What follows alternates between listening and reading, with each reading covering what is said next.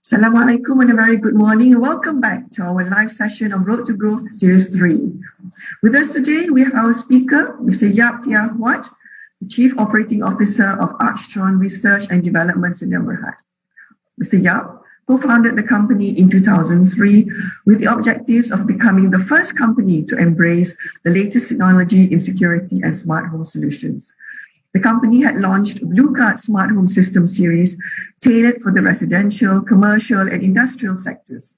Today, Bluguard Smart Home System is among the branded security system provider, and the Bluguard series complies with the ISO 9001 standard, European Standard Electromagnetic Compliance, as well as the US FCC standard. With us this morning, we have Mr. Yap online with us. How are you, Mr. Yap? Good morning, Avira. Good morning, everyone. First of all, thanks to MTDC to inviting me to be a speaker for today's event. I'm honored to be here to share some of my thought and company experiences. Yep. Okay, so Mr. Yap, your topic today is on IoT Smart Home. So you mentioned here that the smart home is a system that incorporates intelligence to provide home users for security, automation, and comfort. On the other hand, the Internet of Things is a network of connecting devices embedded with sensors. So Bluguard has gone through the transformation from the traditional system to the smart home system that is based on IoT. Archstron would share the experiences on the converging of IoT with smart home system. So Mr. Yap, over to you. Okay, with this, I'll proceed to sharing my screen. Okay. Just to recap, my name is Yap from Archstron Research and Development. Bluguard actually is our trademark brand, and we are the industry for more than 17 years. And we are the example of how we can migrating from the traditional system to the smart home system that actually based on IoT. First of all, what is IoT? IoT is a network of connecting devices embedded with the sensors. It allows these devices to communicate and share the data via the internet backbone. Today, IoT solution is very common in our life, from smartwatch, vehicle tracking, smart retail, until embedded system. So on the other hand, smart home is a system that incorporates intelligence for the end user to provide them the comfort, security, automations, as well as energy saving.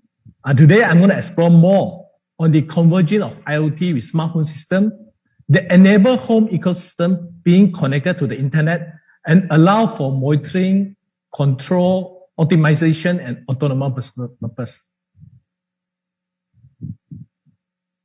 Just a brief introduction of Bluguard history. We launched our first L series in 2003 to cater for the security system. And in 2008, we launched our V series that provide the automation besides fulfilling the basic security needs. In 2010, we launched our T series that provide IP connectivity to the user that allow the user to liberally browse from the internet. And we had the fourth series, what we call Sense series, launched in 2011. That is basically a CapSense technology keypad. And just a brief introduction of the slide today. We will begin with the brief history of the Industrial Revolution and IoT, the evolution of IoT Smart Home, the building block of IoT Smart Home, IoT hardware development, and we are going to share the company experiences from prototyping to commercial milestone. And we end up our slide with a summary. Just a recap on how Industrial Revolution has driven the birth of IoT industry.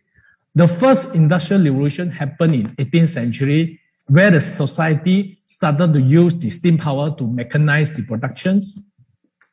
The second industrial revolution came in the invention of electricity, where the society started to create the mass production. One of the best example here is Henry Ford started the mass car production. And we have the third revolution, utilizing the electronics and information technology to automate production without human intervention. So on the fourth industrial revolution, actually building on the third one, there actually is a digital revolution coupled with the fusion of technology that's adding more intelligence to the system. With the technology advanced and converging, the digitalization of the industry are driven by these technological drivers. So imagine that billions of people are connected with the mobile devices with high-speed processor, high storage capacity, and access to the knowledge are unlimited. And these are supported by the emerging technology breakthrough in artificial intelligence, robotics, IoT, autonomous vehicles, nanotechnology, as well as the quantum computing. So artificial intelligence is all around us, from self-driving car, virtual assistant, as well as the software that can do the immediate translation. Impressive progress has been made in AI in recent years, driven by the increases in computing power and big data technology. Here, there are three tsunamis of internet. They are driving the force before the creation of the IoT industry. The first internet age began in 1960, where the computer specialists began to exchange information from a main computer to the remote terminal, basically for the military purpose. The internet has made a wider impact on the society over the last 30 years, transforming the way individual businesses and industry function and interact. However, many people still lacking access to the internet, particularly on those developing countries. And therefore, the rise of the mobile internet offers a super opportunity to address this gap. Due to the lack of fixed internet in developing countries, mobile phone has become the primary gateway to the way people can access the internet and get all the data is needed. Today, approximately about 3.8 billion mobile devices, with majority growth coming from the developing countries. So the arises of the IoT, we're basically referring to the billion of physical devices. They are now connected to the internet, all collecting and relaying data back to the internet backbone. And thanks to the super chip computer chip, and now it's possible to turn anything from something as small as a pill to something as big as an aeroplane into part of IoT. It may seem that to the average observer that the home automation is a very recent development, but the actual fact, the technology has been happening for quite a while. It all started with the invention of the digital computer in 1940s. If you look at the picture here, it's quite bulky and actually it's weighed 27 tons. And it was used for the calculation to create the hydrogen bomb. In 1966, Westinghouse engineer Jim Sutherland created the Encore 4, which was the first home automation devices controlling temperature and allowing for inputting and retrieval of the storage data. In 1980s, they were game changer for the consumer product. There's a lot of product coming out, started from the motion light detector, auto gate controller, programmable thermostat, and security. Those consumer products started to gain traction and become something very common and affordable. Then in 1960, John Romkey created the first toaster that is allowed to be remotely controlled from the internet. It was designed with the TCP/IP networking and with a simple management protocol. In 2013, Amazon introduced Encore Prime and Amazon Alexa series that actually is a hub to control the voice interaction, music playback, making to-do lists, providing the weather, traffic, spot, and other real-time informations. Alexa is a smart home hub that allows the user to perform some of the home appliances control, for instance, TV, radio, or lighting. Today, the cost of Alexa has become very affordable and become a very attractive option to the homeowners. Here's the overall of the industry covered by the IoT. Just to recap, IoT is a network of connecting devices embedded with the sensors that allow the devices to communicate, analyze, and share data regarding the physical surrounding around the world via the cloud-based server. If you look at here, one of the example here is a smart retail. They actually deploy using the RFID. The IoT itself actually improving the supply chain management, predictive management, and demand alert warehouses. And IoT concept is changing how inbound and outbound logistics through the combination of mobile computing, immediate analysis of the gathered data, and cloud computing services. IoT also deployed in those vehicle tracking using the GPS sensor. It actually assists in the monitoring and vehicle predictive maintenance, the route optimization, monitoring driver behavior, and making data-driven decisions. Another example is IoT solution deployed in agriculture, helping the farmers by ensuring the optimization of resources to achieve high yield and reduce the operation costs. Here's the concept of IoT technology being introduced to the smart home. As you can see from here, we have a gateway that actually connected to the internet, and it's basically a hub to link all the sensors and the devices to perform the security, automations, camera, as well as video intercom. So imagine that in the event of intrusion happen, someone actually accidentally intrude to your window. The system will then generate alert to your house, and thus immediate action can be taken to inform the relevant authorities. So on another scenario, while you're on the way home, you can actually remotely browse your mobile apps and actually remotely turn on the air condition at home, and you will then adjust to the temperature to achieve your pre-configuration temperature. On some cases, when you're away without turning off your aircon, the system is actually smart enough to turn it off for you when it didn't detect any presence of the object within 10 minutes. And then on the long run, it actually saves your energy bill. IoT market size shows IHS forecast that the IoT market size will grow from the install base. You look at here is from the 15 billion devices to 13.7 billion devices in 2020 and 75.4 billion devices in 2025. McKinsey estimated that the total economic impact arising from the IoT is going to achieve from 2.7 to the maximum 6.2 trillion in 2025.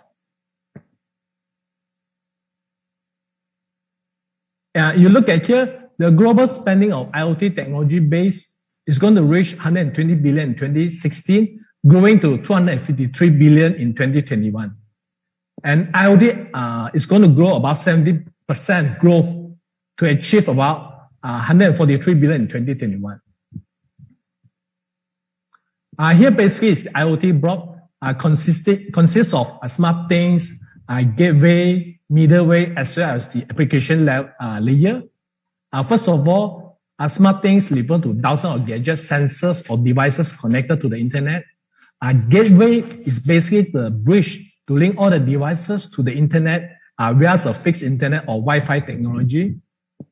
Middleware providing the data storage spaces and advanced computing without the analyzing algorithm as well.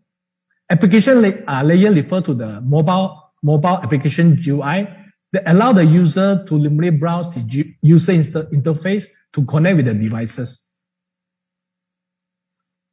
Here is some of the networking technology. The most common one, I would say, is Ethernet. Ethernet connect the stationary or fixed IoT devices, for instance, security or those permanent installed industrial equipment in gaming console. We have another popular wireless networking technology that is Wi-Fi. It's a great fit for intensive IoT solution. They are easy to recharge and operate within a small area. So on the smart home industry, we have another popular networking technology we call Zigbee. Zigbee is a low power wireless network for carrying the small data. And what the advantage is, the Zigbee can handle up to 65,000 nodes. And it was created specifically for the home automation, but it also works for industrial and medical industry as well.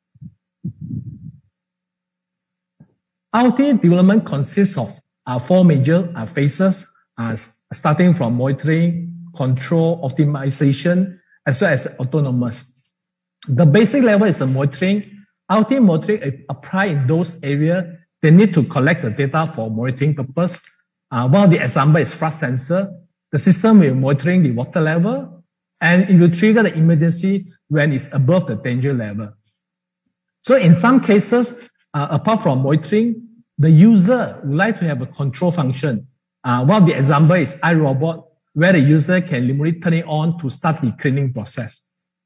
The advanced level is optimization phase, meaning that the system is being optimized to give a better performance. So imagine that when a hotel is installed with the IoT sensor, it will switch on the aircon when the weather is hot and gradually adjust the room temperature to achieve a right cooling effect. The system will then turn it off when it detects the gas is out of the room. You save you energy saving on the long run. The ultimate level is autonomous, where you add the intelligence. That means that the devices now can analyze data and make the decision without any human intervention. The artificial intelligence is used to optimize the system and generate a better performance. It's widely acknowledged that the IoT is an inflection point before a big surge in the mainstream. Here are some of the driving factors driving the huge volume of the IoT gadget. First of all, the hardware is cheaper now. In some cases, you may get as low as $5 to have all your gadget connected to the IoT. The second factor now is the connectivity is pervasive, meaning now that most of the urban areas are covered with the 3G or 4G connections. Most of the offices or home are covered by the broadband internet. Another example is Raspberry Pi launched in the market with a dedicated OS platform supporting tools and software library that now the development is much easier compared to the last decade. So it's possible now the developers can complete the whole development within 6 to 12 months before go for the mass productions. And another factor is Moro. They actually forecasted that the number of transistors of a microchip will double once in every 2 years. Here is one of the examples. We name it Raspberry Pi. It's very competitive. It costs less than $35. It actually comprises of the high-speed processor powered by the ARM Cortex. It was initially intended for the education purpose, but it gained traction in various commercial applications. And it has the onboard Ethernet and Wi-Fi connectivity and running on Linux, and it has a dedicated Raspberry Pi OS. The key benefit using a Raspberry hardware is the module is very compact and affordable price. In one of the example, Pi Zero actually costs less than $7 in the market. And the module is such very powerful and flexible and easier to adapt to different applications. And it offers faster integrations. So in this case, the durable will require less time to actually commercialize in the near future. And what the company need to do is to focus on the application without much worry on the compliance and support. Here is some example that employ the Raspberry application in smart home application. As you can see from here, we use the module in lighting control, washing machine, as well as the motion detector. Another example, how the Raspberry Pi integrated to the camcorder that allow the camcorder to relay the data back to the internet backbone. Another example of Raspberry Pi based weather station. You collect all the data and feedback to the software here. Another example, how the Raspberry Pi cascade together to form a supercomputer. They provide you the 64 processors and 1 data memory. One of the great challenges is how to transform from the prototyping to the commercial ready product. Bluguard has gone through the learning curve over the last 18 years. And we realized that for the module, there is still some work need to be done to ensure that the product can achieve the commercial milestone and perform well in the market in terms of reliability. And one of the key factors is to provide a stable and regulated power supply, for example, 12 volt or 5 volt. And another factor is Malaysia is one of the highest lightning strike in South Asia. And it's crucial to well equip your system with the lightning surge protection. So in this case, I would recommend the product itself can withstand at least 2000 volt. And it's one of the common problems in our deployment over the last 18 years. that sometimes we face the problem of module hang issue. They will affect the whole operation. So it's advisable for any developer to include any watchdog to auto reset the module in the event of module hang. And remote firmware upgrade is also a good feature to have it in your product, advisable to have it. Here are some experiences we've gone through from the traditional system before we migrate to the IoT-based smart home system. Here is the traditional method. We use the phone line as the communication medium. Most of the reporting are one-way connection. It's not continuous. And the reporting only can send out once in 4 hours. That's why it caused the system to be slow response in the event of intrusion.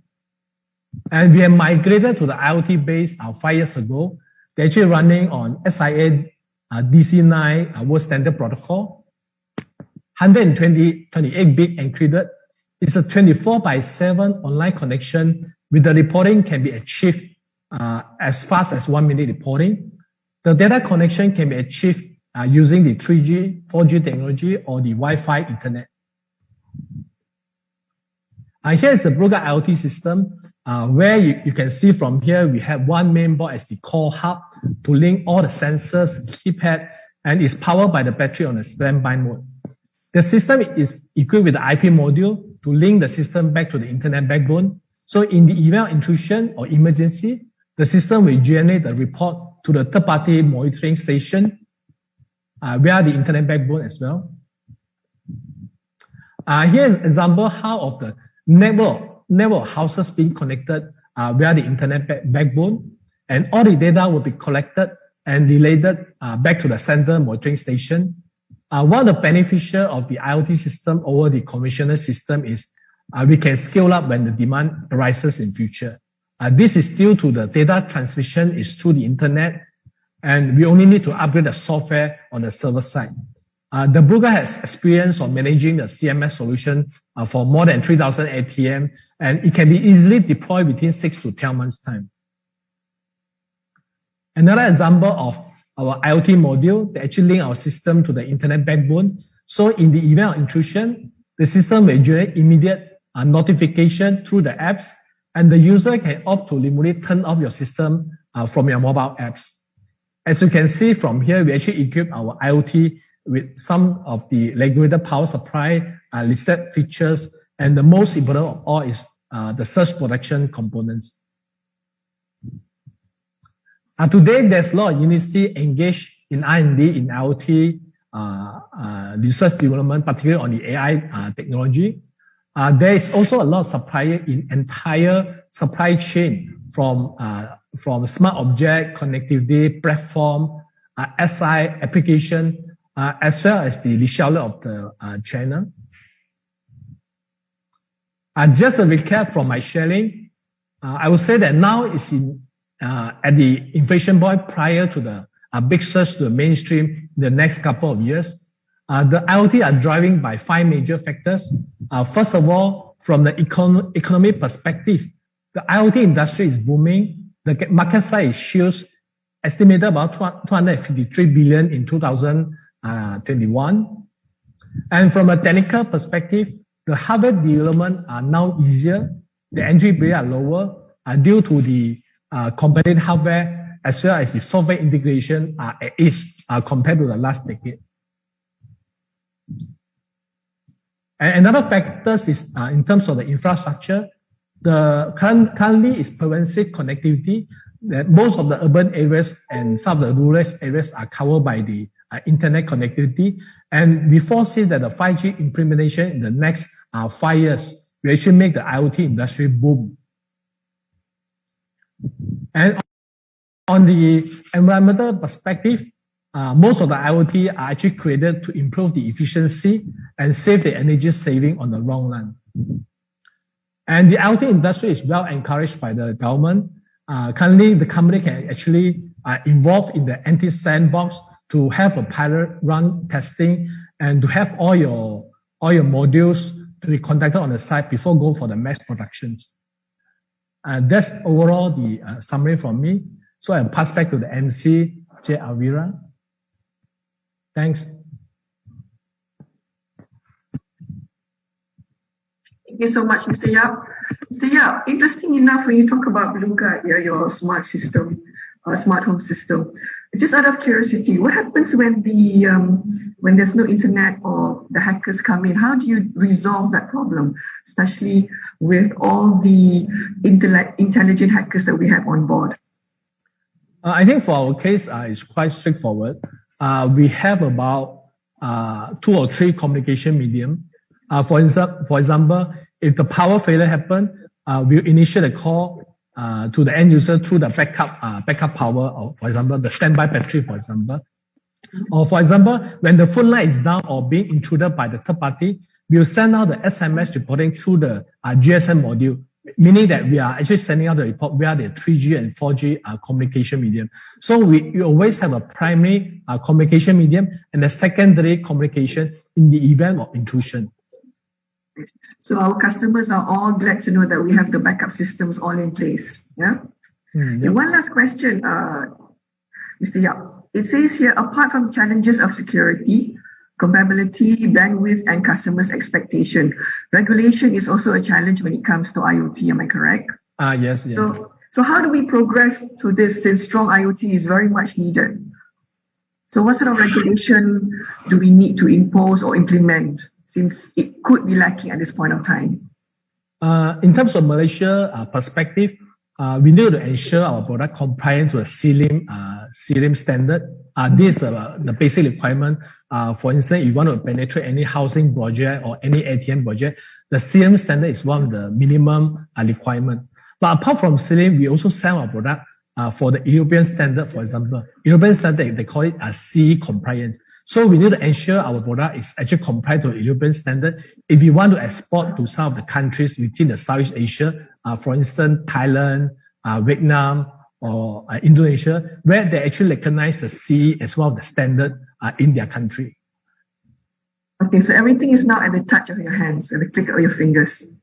We have learned through a lot over the last 18 years, and with the introduction of the anti-sandbox, the company, they can do a lot of testing within the sandbox itself before you send the product for the final compliance approval, and you can achieve the commercial milestone within the 6 to 12 months time down the road. All right. So thank you, Mr. Yap. We actually have a lot more questions coming up in our virtual platform, which we will then ensure it will be answered after the session. So thank you very much, Mr. Yap. Thank you. So ladies and gentlemen, we will have a short break, but before that, still stay